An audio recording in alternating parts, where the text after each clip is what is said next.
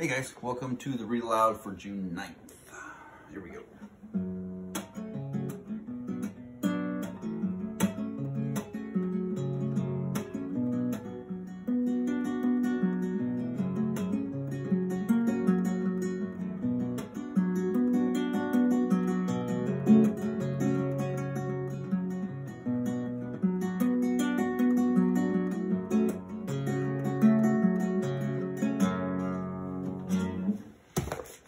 Alright, let's see.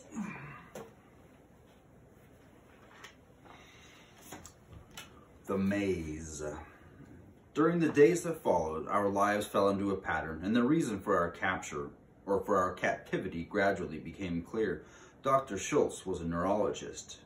That is, wait, didn't we read this?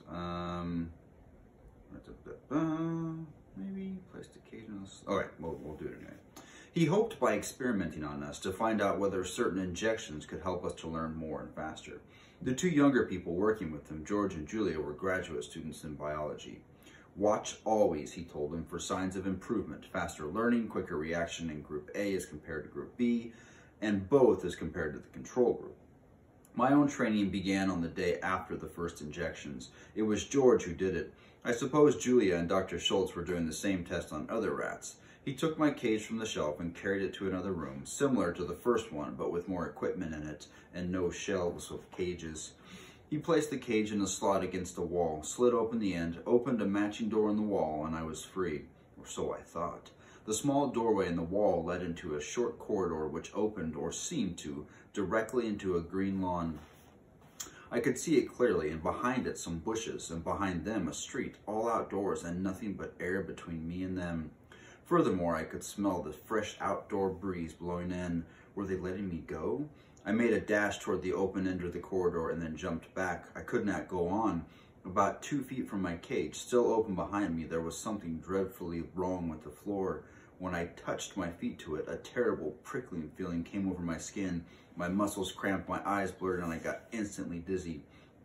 I never got used to that feeling. No one ever does, but I did experience it many times and eventually learned that it was an electric shock.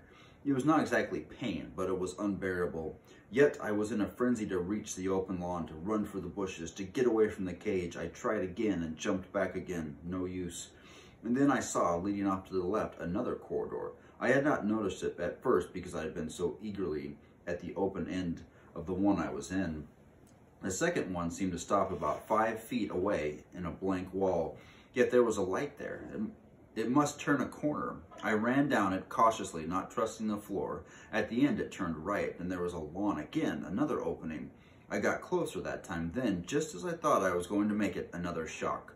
I pulled back and saw that there was another corridor leading off to the right. And again I ran. Again I saw the open escape hole, and again I was stopped by the shock. This was repeated over and over, yet each time I seemed to get a little closer to freedom. But when finally I reached it, and the grass was only a step away, a wire wall snapped down in front of me, another behind me, and the ceiling opened above me, and a gloved hand reached in and picked me up. A voice said, 4 minutes, 37 seconds. It was George. I had, after all my running through the corridors, emerged into a trap only a few feet from where I'd started. And through a concealed opening up above, George had been watching everything I did. I had been in what is called a maze, a device to test intelligence and memory. I was put in it many times, and so were the others. The second time I got through a little faster because I remembered, to some extent, which corridors had electric floors and which did not. The third time I was still faster, and after each trial, George, or sometimes Julia, sometimes Dr. Schultz, would write down how long it took. You might ask, why would I bother to run through this at all, if I knew it was only a trick? The answer is, I couldn't help it. When you lived in a cage, you couldn't bear not to run, and even if you were running toward what you're running towards is an illusion. There were more injections and other kinds of tests, and some of these were more important than the maze, because the maze was designed only to find out how quickly we could learn, while some of the others actually taught us things, or at least led up to an actual teaching. One was what Dr. Schultz called shape recognition. We would be put into a small room with 3 doors leading out, one round, one square, and one triangular. These doors were on hinges with springs that held them shut, but they were easy to push open, and each door led into another room with 3 more doors like the first one. But the trick was, is if you went through the wrong door, the room you entered had an electric floor, and you got a shock. So you had to learn. In the first room, you used the round door, second room triangle, and so on. All of these activities helped to pass time, and in the weeks weeks went by, but they did not lessen our longing to get away. I wished for my old home in the storm sewer. I wished I could see my mother and father and run with my brother to the marketplace. I know all the others felt the same way, yet it seemed a hopeless thing. Still, there was one rat who decided to try it anyway.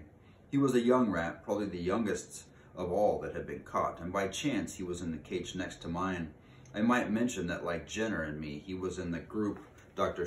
Schultz called A. His name was Justin.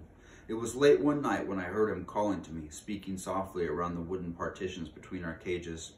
Those partitions generally kept all of us from getting to know each other as well as we might have done, and discouraged us from talking much to one another.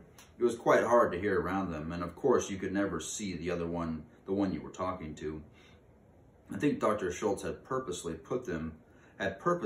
had them made of some soundproof material, but you could hear if you and your neighbor got in the corner of these cages nearest each other and spoke out through the wire front. Nicodemus? Yes, I went over to the corner. How long have we been here? You mean since the beginning, since we were caught? Yes. I don't know, several months I think, but I have no way to keep track. I know, I don't either. Do you suppose it's winter outside now? Probably, or late fall. It'll be cold, but not in here. No, but I'm going to try and get out. Get out? But how? Your cage is shut. Tomorrow we get injections, so they'll open it. When they do, I'm going to run.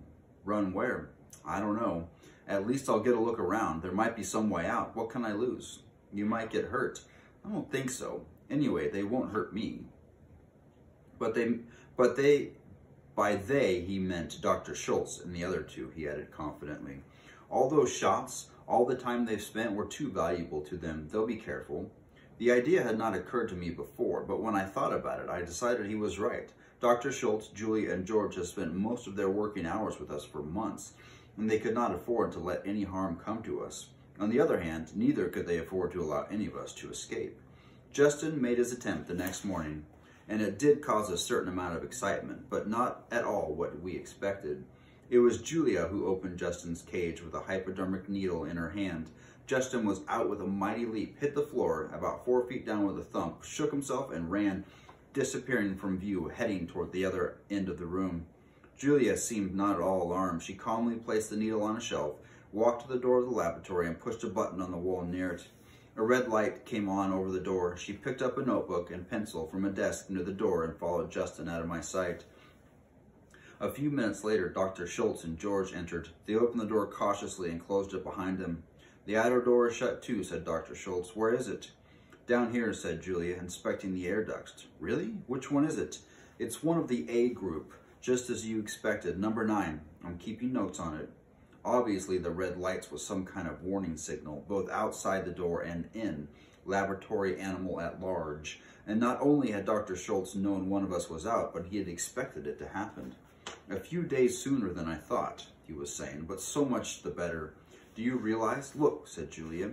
He's doing the whole baseboard, but he's studying the windows too. See how he steps back to look up? Of course, Dr. Schultz, said Dr. Schultz, and at the same time he's watching us too, can't you see? He's pretty cool about it, said George. Can you imagine one of the lab rats doing that? Or even one of the controls? We've got to try and grasp what we have in our hands. The A group is now 300% ahead of the control group in learning and getting smarter all the time. B group is only 20% ahead. It's the new DNA that's doing it. We have a real breakthrough, and since it's in DNA, we may very well have a true mutation, a brand new species of rat. But we've got to be careful with it. I think we should go ahead now with the next injection series. The steroids? Whatever that meant. Yes, it may slow them up a little, though I doubt it. But even if it does, it will be worth it, because I'm betting it will increase their lifespan by double at least, maybe more, maybe much more.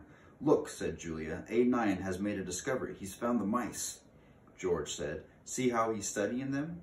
Probably, said Dr. Schultz wryly. He's wondering if they're ready for their steroid injections, too. As a matter of fact, I think the G group is. They're doing almost as well as A group.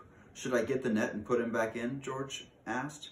I doubt that you'll need it, Dr. Schultz said, now that he's learned he can't get out. But they were underestimating Justin. He had learned no such thing. How much time we got? Okay, we got enough for another page. A lesson in reading. Of course, Justin did not escape that day, nor even that year.